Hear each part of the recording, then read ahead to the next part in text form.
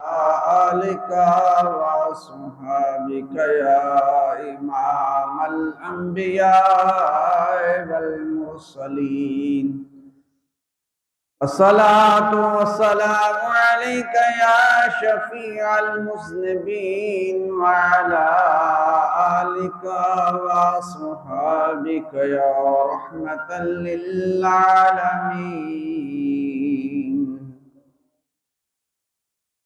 حمد و ثنا کے بعد سب تعریفیں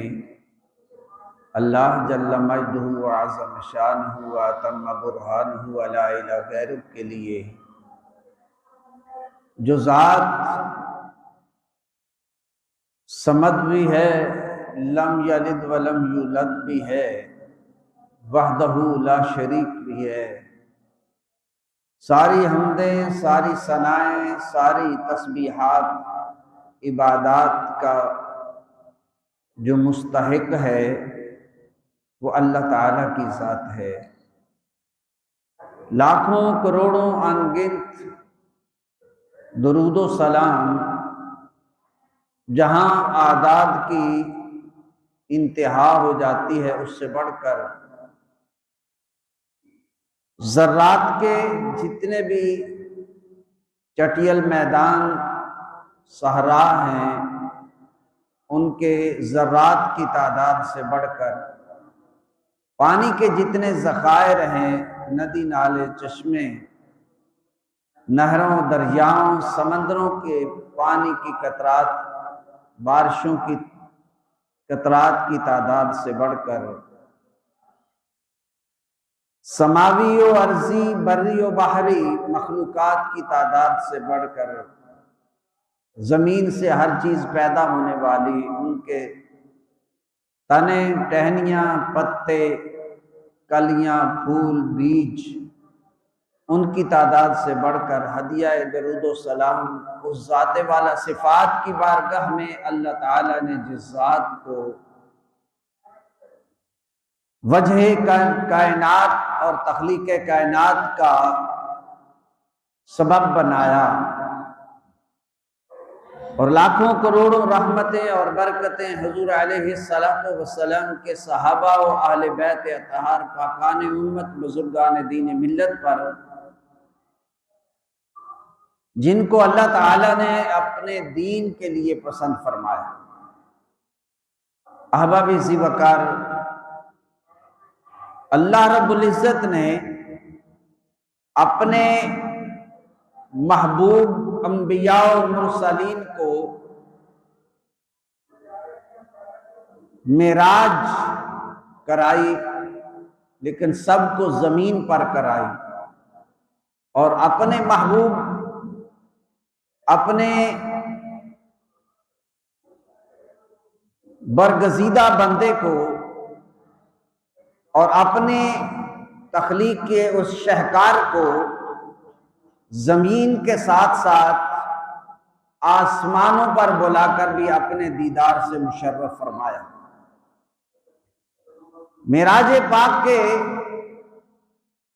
3 حصے ہیں، اور علامہ محبوب اولیاء، محبوب الہی حضرت خواجہ نظام الدین چشتی نظامی، جو خلیفہ مجاز ہیں، جہد انبیاء حضرت بابا فرید گنج شکر مسعود رحمت اللہ علیہ کے، وہ اپنی کتاب میں ارشاد فرماتے ہیں کہ ایک حصہ جو ہے وہ مسجد حرام سے لے کر مسجد اقصی تک ہے، دوسرا حصہ جو ہے اس کا مسجد اقصی سے لے کر سدرۃ المنتہا تک ہے، اور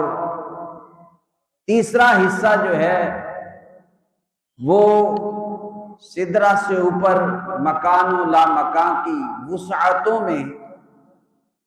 اور اللہ تعالیٰ کی بارگاہ میں حاضری کا حصہ ہے، اور جو زمینی حصہ ہے مسجد حرام سے لے کر مسجد اقصی تک،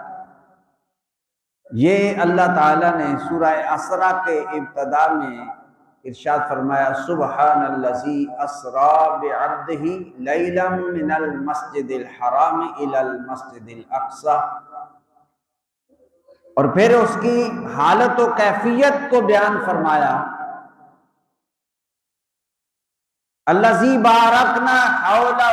لنریہ من آیاتنا، وہ مسجد اقصی جس کے ارد گرد اللہ تعالیٰ نے ظاہری اور باطنی ہر طرح کی برکات رکھی ہیں۔ اور سفر معراج کا مقصد کیا تھا؟ لنوریہ من آیاتنا، اللہ تعالیٰ یہ چاہتا تھا کہ وہ اپنی نشانیوں کی اور اپنی قدرت کے شاہکار جو چیزیں ہیں وہ دکھانا مقصود ہے۔ جو نبی پاک صلی اللہ تعالی علیہ وسلم کو اللہ نے یہ سفر خود کروایا ہے، نبی پاک صلی اللہ تعالی علیہ وسلم نے یہ خود نہیں کیا ہے، یہ کروایا گیا ہے اور اللہ تعالی خود کروا رہا ہے۔ الذی بارکنا حولہ، اور مسجد اقصی کے ارد گرد جو برکات کا سلسلہ ہے وہ ظاہری طور پر بھی ہے اور باطنی طور پر بھی ہے۔ ظاہری طور پر وہ وہاں باغات اور کثرت دیگر دنیا کی آسائش اور آرام ہیں، اور باطنی طور پر وہاں انبیاء و مرسلین علیہ السلام کے مزارات ہیں، اور اس لیے مسجد کے ارد گرد کے ماحول کو اللہ نے برکتوں سے مالا مال فرمایا ہے۔ اور جب مسجد اقصی کے ارد گرد کے ماحول کا یہ عالم ہے تو مسجد کے اندر کے ماحول کا پھر کیا عالم ہوگا، وہاں کتنی برکات ہوں گی۔ تو اللہ تعالیٰ نے یہ سفر معراج اپنے محبوب علیہ الصلاۃ والسلام کو، ہم سب کے آقا و مولا علیہ الصلاۃ والسلام کو اس لیے کرائی کہ وہ اپنی قدرت کی نشانیاں دکھانا چاہتا ہے، اور اللہ رب العزت نے اپنے محبوب کریم صلی اللہ تعالی علیہ وسلم کو دنیا کے ساتھ، زمین کے معراج کے ساتھ ساتھ آسمان